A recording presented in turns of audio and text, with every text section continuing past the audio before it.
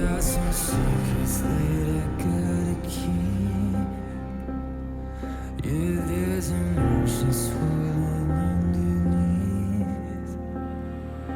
And does it seem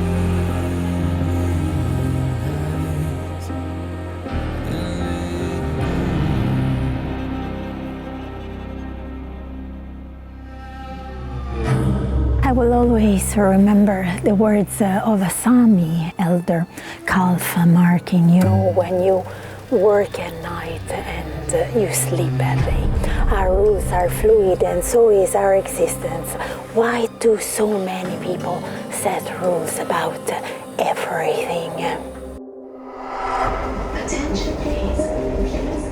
He was right. Observing myself and my peers in London, Milan or Stockholm, I noticed that we all had a longing for time.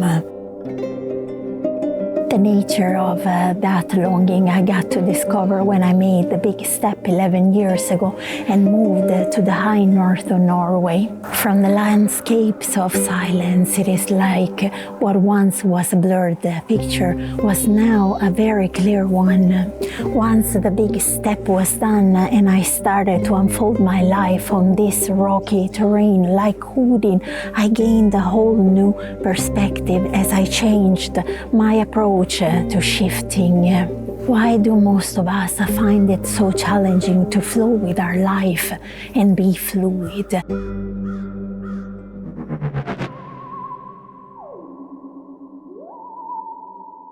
Life up here is truly non-linear, and so is nature. Many, myself included in the past, moved through life through areas of lockdowns and strong rigidity.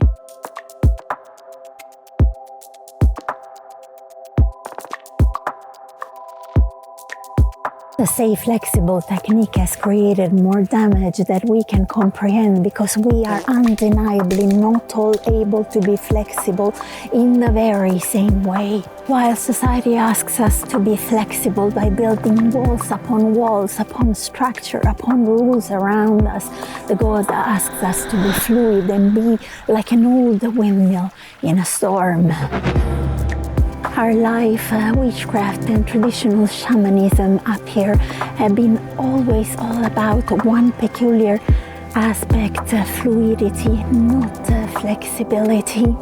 We spend most of our lives building predictability in the illusion that option A, B, C, D and so on is the key, is the flexibility we all need in life.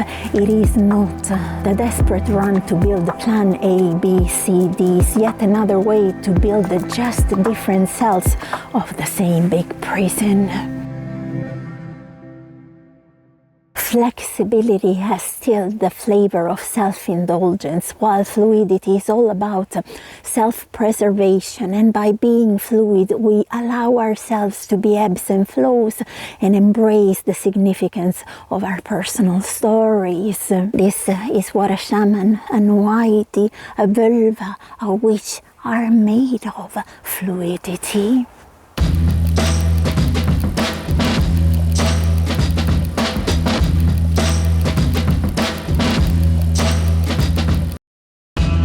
What it is, okay? I said empty your mind. Be formless, shapeless, like water.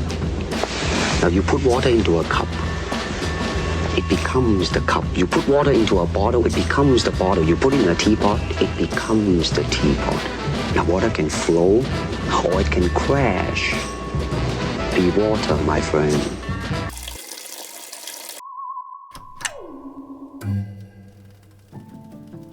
The building of predictability, what many call safety at large, builds also a great deal of tension, which inhibits fluid movement because it makes our bodies rigid. The end result is we feel safety as our ability to be flexible in building options and plan Bs. But I have a question for you now. If you were water, would you value accuracy? No, you would value just the flow. Shamans and the witches of the high north, the people of my lands, have a liquid life, a life with the properties of a fluid. It is quite incomprehensible to me now why the sense of having a fluid body is not a thing we get taught, nor we normally talk about it among friends and family. Fluidity is a place of no resistance. The only space you are gonna need if you feel a shamanic or a witchcraft call. It is the place where our tensions dissolve and melt back into the ground, a vast space where fear, anxiety and tension have no lasting hold on us.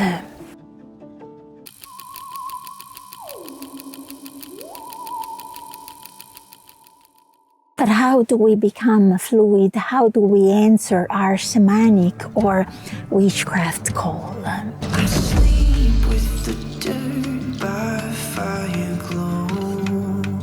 We can keep all the hurt you'd never know. Escape the predictability trap.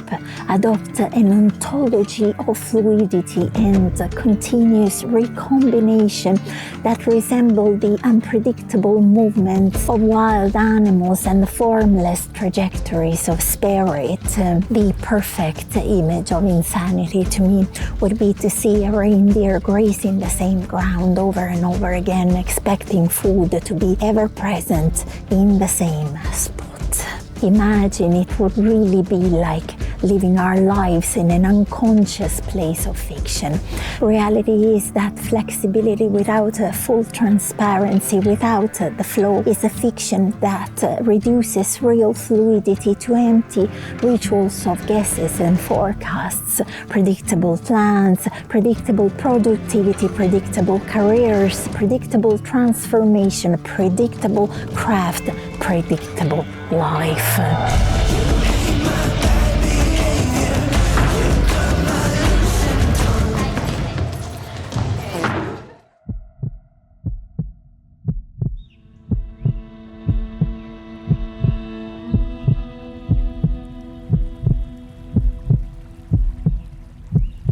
I will give you a new ally today to work with. I will give you the only word that the grounds and the gods utter very loudly: unpredictability. I know it's very hard to schedule around, but believe me, it will be the most missed characteristic of humanity if someone banished it. By the time we become slaves of conditionality, not believing that something amazing can happen in our lives, we have lost any possibility to answer to a spiritual call. You see, uncertainty is not your foe. I have never grasped how in fiction movies it grips us, but in our life and our craft, it can totally unravel us. When your village, your land, its animals, the gods, the mountains call you a shaman or a witch, you will know that. When your voice will know how to frighten an elk by chanting the bear's melody, when your voice will know how to calm down the reindeer, when your voice will take different forms, but like the reindeer always remain fluid as the wind. This is the ultimate confirmation you can get as a Noaidi when animals respond to you like this, showing respect, not fear. This is the enchantment of the Noaidi, the enchantment of the witch, where enchantment literally means being in the chant. In the chant of what? In the chant of animacy.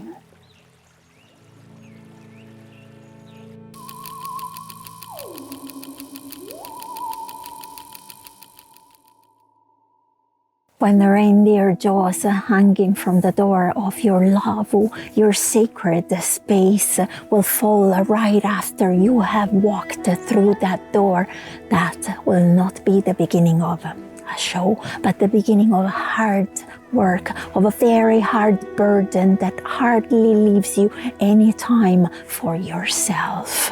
So my friends, now that you know, buying a drum and beat it and calling yourself a shaman or a vulva still makes you part of a fiction, of a show that has very little to do with reality. It's not about getting together and start performing rituals with other individuals or with whatever place in nature. How could it work? Everyone and everything has different spirits, and some of these spirits you will never wish to be around if you know. If the ontology of shamanism and witchcraft are unclear, this will cause more damage than anything else. How does reality feel to a shaman, to a witch? Multiple, unstable, in a constant state of fluidity or chaotic state. It's fluidity and chaos that will grant you access to spirits. It is the understanding and feeling of a chaosmology and not a cosmology to allow you to know the gods. It is the understanding that shamanism and witchcraft are not a once-in-a-while experience, but they are progressive self-sacrifice made of self-generating and self-becoming energy. If the geography of a drum is unclear, it will cause more damage than anything else. Where do you hit if you're calling the gods? You hit top. And where do you hit to bring healing? The middle. Where do you hit for working with the shadows? The lower end. A beat is not just a beat, it's a language our ancestors up here spoke very well. A rune is not just an energy, it is a language with a pronunciation that, if uttered correctly, can awaken the energy pattern of the rune itself. If uttered correctly, can awaken the energy pattern of the rune itself.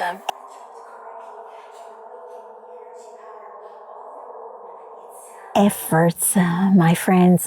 As I started this video with the words of a friend and some elder in my community, I will also draw a line for now, offering some more of that wisdom. Sometimes the threads hanging from my drum, which are offerings to the gods, get all tangled up, and I spend hours untangling them, spending my force on it. When the last reindeer disappears, all this sacred knowledge will be lost for many, not for those who have learned how to make and feed a fire. Every shaman will take a spark from that fire and bring it back to their community and spread its healing energy and fluid wisdom.